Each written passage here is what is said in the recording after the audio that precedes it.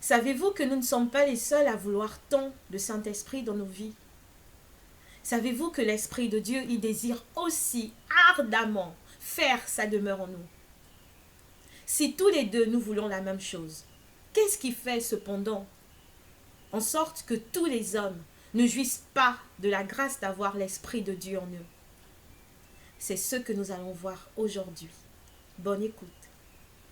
Afin de comprendre pourquoi, même si le vœu de Dieu est que nous tous, nous recevions le Saint-Esprit, si tout le monde ne peut pas jouir de cette grâce, un élément de réponse a été donné dans la parole de Dieu lorsque le Seigneur Jésus-Christ nous dit que même si nous sommes encore dans le monde, nous n'appartenons plus au monde.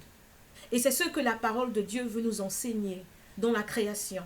Pour dire que tant que nous appartenons au monde, nous ne pouvons pas recevoir le Saint-Esprit. C'est la raison pour laquelle, à la création, on nous dit que au commencement, l'Esprit de Dieu, il était là et il se mouvait.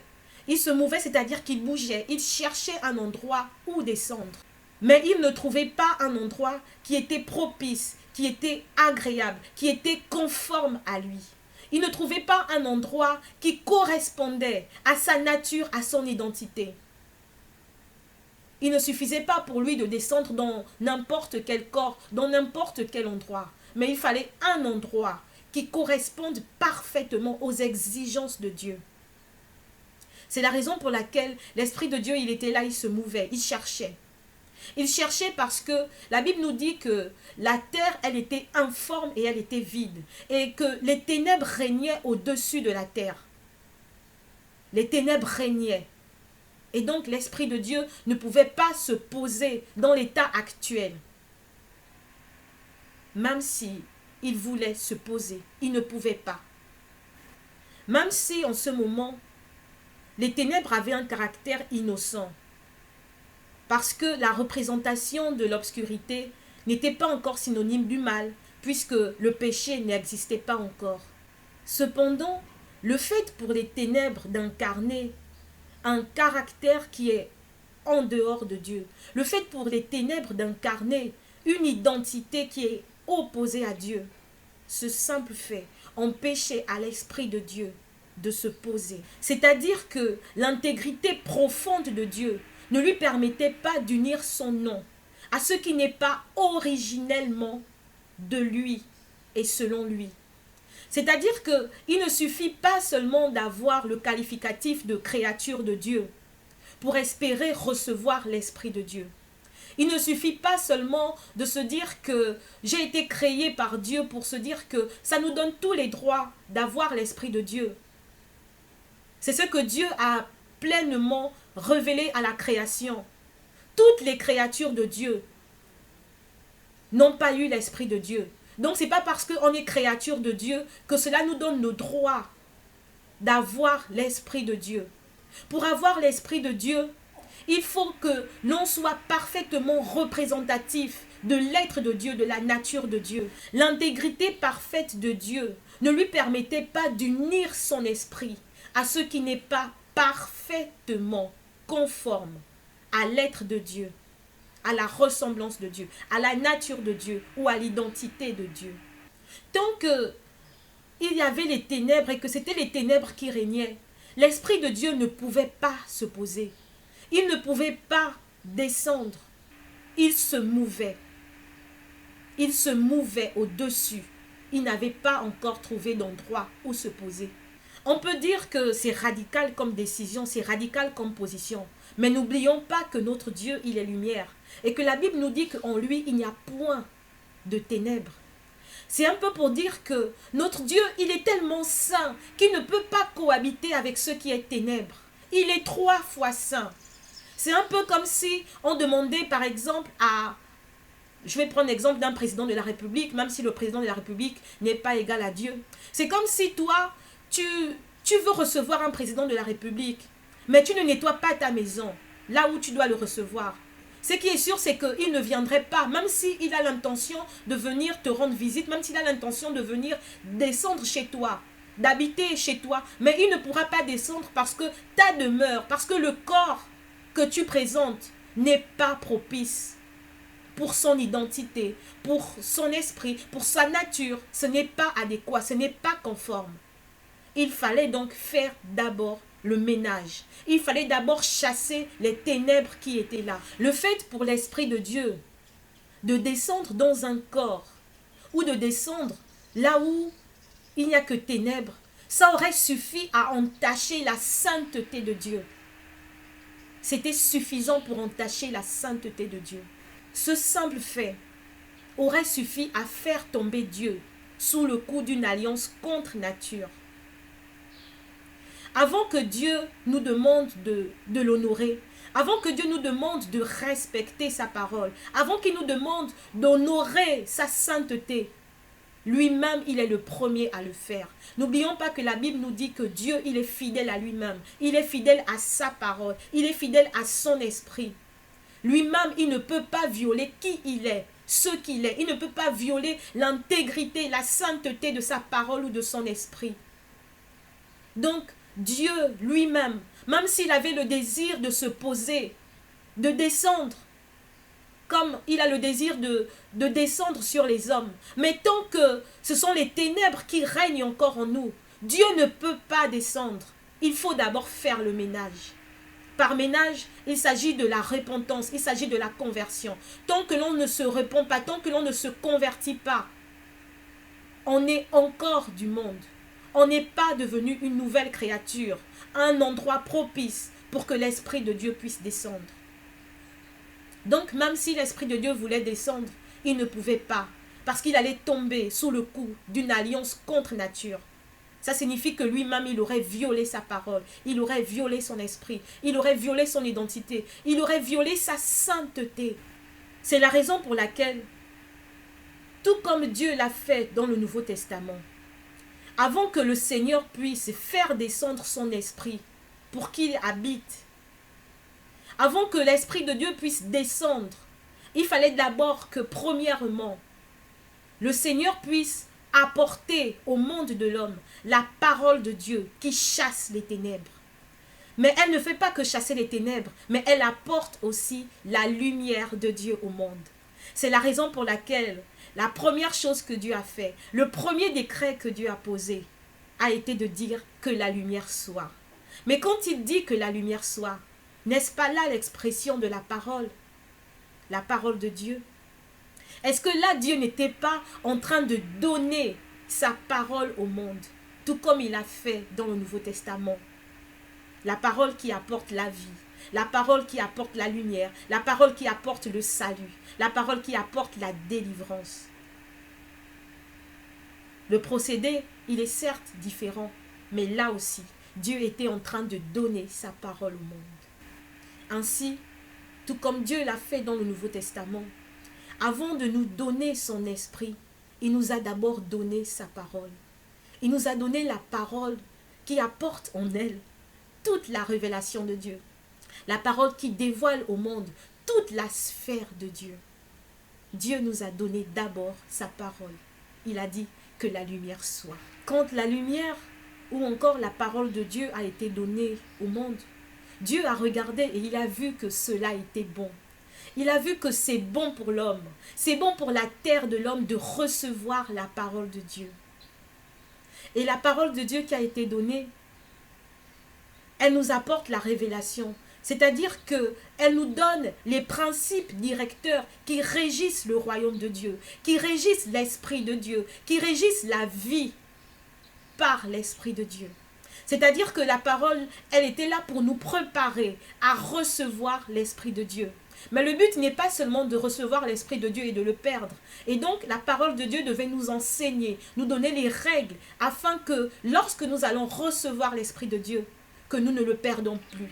Parce que oui, on peut perdre l'Esprit de Dieu. C'est ce que la Bible dit lorsque l'apôtre Paul exhortait l'Église à ne pas éteindre en eux l'Esprit de Dieu. Parce que Dieu, il a vu que cela était bon de passer des ténèbres à la lumière. Le Seigneur a posé un acte fort. La Bible nous dit que, après avoir donné son jugement honorable, c'est-à-dire il a approuvé, il a dit que c'était bien de passer des ténèbres à la lumière. Dieu, il a séparé la lumière avec les ténèbres. Il ne l'a pas fait de manière fortuite, de manière anodine. Il y a une signification. En établissant la nette séparation entre la lumière et les ténèbres, Dieu voulait nous montrer qu'il n'y a rien de commun entre la lumière et les ténèbres. Les deux ne peuvent pas cohabiter. On ne peut pas être partagé un côté dans les ténèbres et un côté dans la lumière de Dieu. Il faut faire une séparation. Il faut trancher. Il faut divorcer des ténèbres pour que Dieu puisse apposer son jugement honorable et dire que cela est bon. Il faut se séparer des ténèbres. Et c'est ce que Dieu a fait en nous montrant l'exemple. Il a séparé la lumière avec les ténèbres. En agissant ainsi, Dieu voulait nous montrer la stricte séparation entre ce qui est de lui et ce qui n'est pas de lui, ce qui est étranger à lui. Il y a une opposition farouche pour Dieu. Il n'y a pas de compromis possible entre ceux qui relèvent des ténèbres et ceux qui relèvent de la lumière. Pourtant, il n'y avait pas encore de péché. Mais parce que les ténèbres ne sont pas de Dieu, Dieu dit qu'il est lumière et qu'en lui, il n'y a point de ténèbres. Alors Dieu devait montrer sa position immuable, sa position intransigeante, sa position sans aucune négociation, sa position sans aucun compromis entre ceux qui relèvent de la lumière et ceux qui relèvent des ténèbres. Dieu montre ainsi que pour recevoir son esprit, pour que son esprit puisse descendre et se poser, il est impératif que même après avoir reçu la parole de Dieu qui apporte la lumière, on doit divorcer de tout ce qui renvoie aux ténèbres. On doit divorcer. Il faut un divorce radical et franc. On doit divorcer de tout ce qui renvoie aux ténèbres, de toute expression des ténèbres, de toute vie de ténèbres, de tout témoignage de ténèbres. On doit divorcer. Après que les Écritures nous disent que Dieu a séparé la lumière avec les ténèbres, il y a encore un autre fait important. La Bible nous dit que il eut un soir et il eut un matin. C'est-à-dire que pour éviter toute confusion, Dieu appelle la lumière jour et il appelle les ténèbres soir. Et la Bible nous dit il eut un soir, il eut un matin. C'est pour dire que toute chose doit rester à sa place. Il ne peut pas avoir de cohabitation possible. C'est-à-dire que la Bible nous demande si la nature ne nous enseigne-t-elle pas. De la même manière que le jour chasse la nuit et que la nuit chasse le jour, il faut que si nous sommes de la lumière, nous devons rester à notre place de lumière, à notre place d'enfant de Dieu. Nous ne pouvons pas cohabiter ou jouer avec ceux qui relèvent des ténèbres. Parce que c'est impossible que, en essayant de flirter avec tout ce qui renvoie aux ténèbres, que cela ne nous atteigne pas ou ne nous entache pas. Parce que le but pour Dieu, c'était de préparer un corps saint, un corps digne de lui, notamment l'homme, qui soit à même de recevoir la sainteté de Dieu. Le but n'était pas de recevoir la sainteté de Dieu et de la perdre le jour d'après. Le but était de la garder. Et pour la garder, il faut respecter les principes directeurs qui régissent le royaume de Dieu, qui régissent l'esprit de Dieu. Des principes qui sont inviolables à la sainteté de l'esprit de Dieu. Et lorsque le Seigneur a vu que tout était mis en place pour recevoir le Saint-Esprit, qu'est-ce que le Seigneur fait? La Bible nous dit que il tire l'homme de la terre, il tire l'homme de la poussière, c'est-à-dire qu'il y a eu une sorte de conversion. L'homme qui était anciennement de la terre, notamment du monde, il a été tiré, il a été arraché afin de devenir homme, c'est-à-dire afin de devenir une nouvelle créature, une créature qui soit prête à recevoir l'Esprit de Dieu. L'homme, il a dû être transformé, il a dû se convertir, il a dû se repentir. Il s'est repenti de tout ce qu'il était avant, de tout ce qui le liait au monde pour devenir en Jésus, en Christ, une nouvelle créature. Et parce qu'il est devenu une nouvelle créature, la Bible dit qu'on ne l'appelait plus terre ou poussière. Il est devenu homme ou il est devenu Adam. Ce qui montre qu'il y a eu un changement d'être, un changement d'état. Il y a eu un passage d'un état A à un état B. il est devenu homme, il est devenu Adam.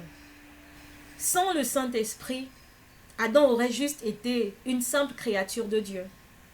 Mais parce que Dieu, il a vu que l'homme était l'endroit propice à son esprit, Dieu, en plus de faire de nous son temple, son sanctuaire, il nous a élevés au rang de semblables de Dieu.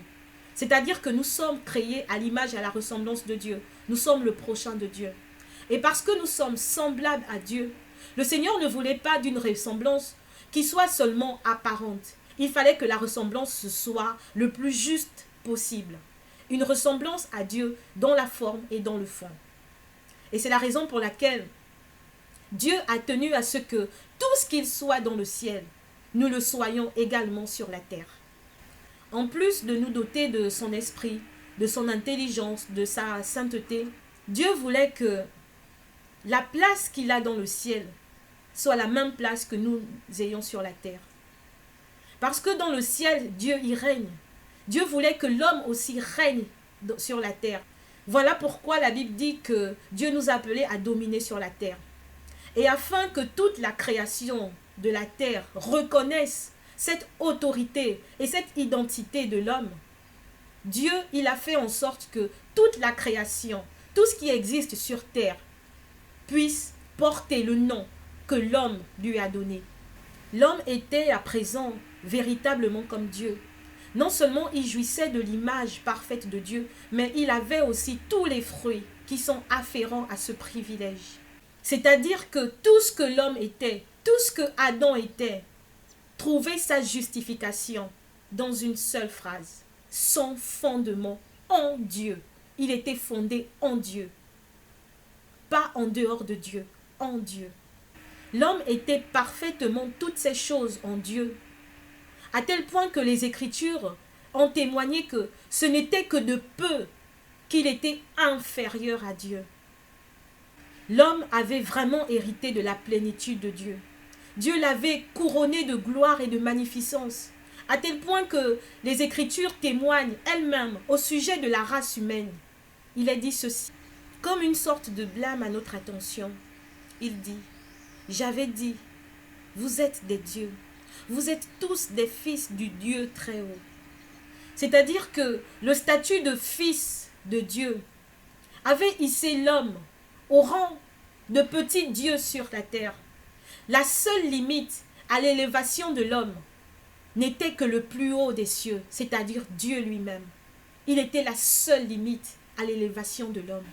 Dieu nous avait élevés. Il nous avait élevés au plus haut point sur la terre. Mais ce que Dieu attendait de nous, c'est que, parce que lui seul était la limite à notre élévation, à notre gloire, Dieu voulait que lorsque l'on soit face à lui, face à sa présence, on ait l'humilité de redescendre à notre place.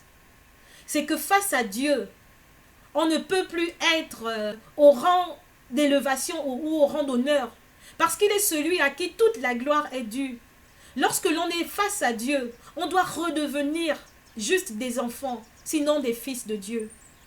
Dieu voulait simplement que, de la même manière que Christ, indépendamment du fait que la Bible dit qu'il existait en forme de Dieu, il n'a point regardé comme une proie à arracher d'être égal à Dieu, mais il s'est humilié lui-même. Si Jésus-Christ a été humilié sous la forme de serviteur, Dieu, il voulait seulement que nous ayons l'humilité face à lui, de retrouver notre place de fils de Dieu. Face à tant d'honneur, un homme s'est demandé à lui-même, qu'est-ce que l'homme pour que tu te souviennes de lui? Et le Fils de l'homme pour que tu prennes tant soin de lui? Bien entendu, il s'adressait à Dieu. L'homme, notamment Adam, il jouissait de la grâce de Dieu, de toute la grâce de Dieu, d'une grâce qui ne s'explique pas. Mais en vertu de toute la grâce dont il jouissait, il ne devait pas oublier que l'absolu de la grâce n'annule en rien l'honneur que le Fils doit à son Père. Et parce que Dieu est notre Père, en tant que Fils, l'homme ou Adam, Il devait démontrer, il devait témoigner qu'il honore Dieu, qu'il honore son Père. Et c'est en vertu de ce bon témoignage d'obéissance et de soumission que Dieu avait ordonné à l'homme de ne manger que les arbres du jardin.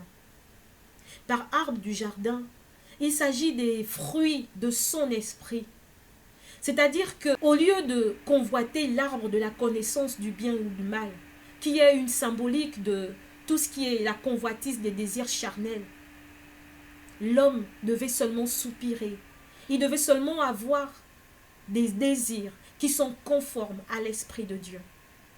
Il ne devait pas tendre vers les passions de la chair, car tout désir, toute convoitise charnelle, elle est préjudicielle pour la vie spirituelle. Elle est préjudicielle pour nous si nous voulons garder l'Esprit de Dieu en nous. Ce qu'il y a dans l'ordre de Dieu, c'est que, au-delà du fait de manger le fruit, ce que Dieu voulait, c'est que on lui montre que nous élevons sa parole au-dessus de toute autre parole, au-dessus de toute convoitise charnelle. C'était ce témoignage d'obéissance que Dieu attendait d'Adam comme expression d'adoration parfaite. L'adoration qui relève de l'Esprit de Dieu. Il ne suffit pas d'adorer Dieu seulement parce que l'on chante, mais la véritable adoration consiste à obéir Dieu, à honorer sa parole et son esprit.